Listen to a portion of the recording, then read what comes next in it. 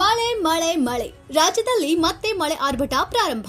ಬಿತ್ತನೆ ಮಾಡಲು ಮಳೆರಾಯನ್ಗಾಗಿ ವೇಟ್ ಮಾಡ್ತಿರುವ ರೈತರಂತೂ ಇದೀಗ ಫುಲ್ ಖುಷ್. ಹೌದು, ರಾಜ್ಯದಲ್ಲಿ ಮುಂದಿನ ಒಂದು ವಾರದವರೆಗೆ ಭಾರಿ ಮಳೆಯ ಸೂಚನೆಯನ್ನ ಇದೀಗ ಭಾರತೀಯ ಹವಾಮಾನ ಇಲಾಖೆಯಿಂದ ನೀಡಲಾಗಿದೆ.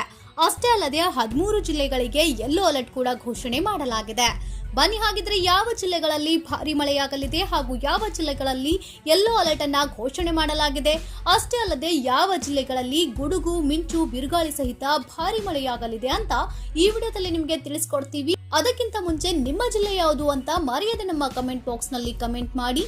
ಹಾಗೂ ನೀವಿನ್ನು ನಮ್ಮ ಚಾನೆಲ್ ಸಬ್ಸ್ಕ್ರೈಬ್ ಮಾಡ್ಕೊಂಡಿಲ್ಲ ಅಂದ್ರೆ ಈಗಲೇ ಸಬ್ಸ್ಕ್ರೈಬ್ ಮಾಡಿ, ಪಕ್ಕದಲ್ಲೇ ಬರುವ ಬೆಲ್ ಐಕನ್ ಕೂಡ ಕ್ಲಿಕ್ ಮಾಡಿ. ಹೌದು, ರಾಜ್ಯದಲ್ಲಿ ಮಳೆ ಚಟುವಟಿಕೆ ಮತ್ತೆ ತೀವ್ರಗೊಳ್ಳುತ್ತಿರುವ ಹಿನ್ನೆಲೆಯಲ್ಲಿ ಕರ್ನಾಟಕದ 13 ಜಿಲ್ಲೆಗಳಲ್ಲಿ ಭಾರಿ ಮಳೆಯ ಸೂಚನೆಯನ್ನ ಇದೀಗ ಹವಾಮಾನ ಇಲಾಖೆ ನೀಡಿದೆ.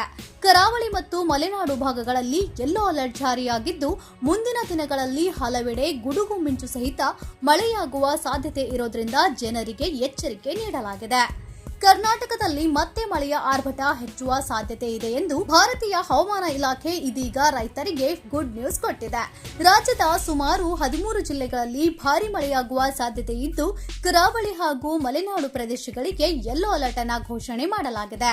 ಇನ್ನು ಯೆಲ್ಲೋ ಅಲರ್ಟ್ ಅನ್ನ ಘೋಷಣೆ ಮಾಡಲಾಗಿರುವ ಜಿಲ್ಲೆಗಳು ಯಾವುವು ಅಂತ ನೋಡೋದಾದ್ರೆ ಉಡುಪಿ, ದಕ್ಷಿಣ ಕನ್ನಡ, ಬೆಳಗಾವಿ, ಧಾರವಾಡ, ಹಾವೇರಿ, ಕೊಪ್ಪಳ, ಬಳ್ಳಾರಿ, ಚಿಕ್ಕಮಗಳೂರು, ಚಿತ್ರದುರ್ಗ, ಹಾಸನ, ಕೊಡಗು, ಶಿವಮೊಗ್ಗ ಮತ್ತು ವಿಜಯನಗರ ಜಿಲ್ಲೆಗಳಲ್ಲಿ ಭಾರಿ ಮಳೆ ಆಗಲಿದೆ ಎಂದು ಇದೀಗ ಭಾರತೀಯ ಹವಾಮಾನ ಇಲಾಖೆ ಮುನ್ಸೂಚನೆ ನೀಡಿದೆ. ಇನ್ನು ಭಾರತೀಯ ಹವಾಮಾನ ಇಲಾಖೆ ನೀಡಿರುವ ಮುನ್ಸೂಚನೆಯ ಪ್ರಕಾರ ಮುಂದಿನ ಕೆಲವು ದಿನಗಳಲ್ಲಿ ರಾಜ್ಯದ ಹಲವೆಡೆ ಮಳೆಯ ಪ್ರಮಾಣ ಹೆಚ್ಚಾಗುವ ಸಾಧ್ಯತೆ ಇದೆ.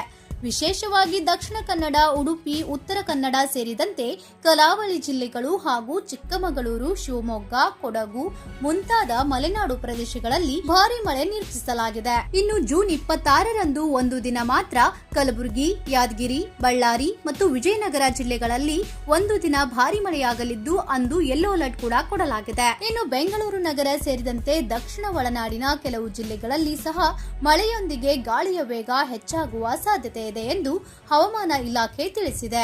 ಕೆಲವು ಪ್ರದೇಶಗಳಲ್ಲಿ ಗುಡುಗು ಮಿಂಚು ಸಹಿತ ಭಾರಿ ಮಳೆಯಾಗುವ ಸಾಧ್ಯತೆ ಇದ್ದು, ಜನರು ಎಚ್ಚರಿಕೆಯಿಂದ ಇರಲು ಸೂಚಿಸಲಾಗಿದೆ. ಮುಂದಿನ ಒಂದು ವಾರ ಇದೇ ರೀತಿ ಮಳೆ ಪೂರಕ ಹವಾಮಾನ ವಾತಾವರಣ ಇದ್ದಲ್ಲಿ ನಿರೀಕ್ಷೆಯಂತೆ ಮಳೆ ಆಗಲಿದೆ.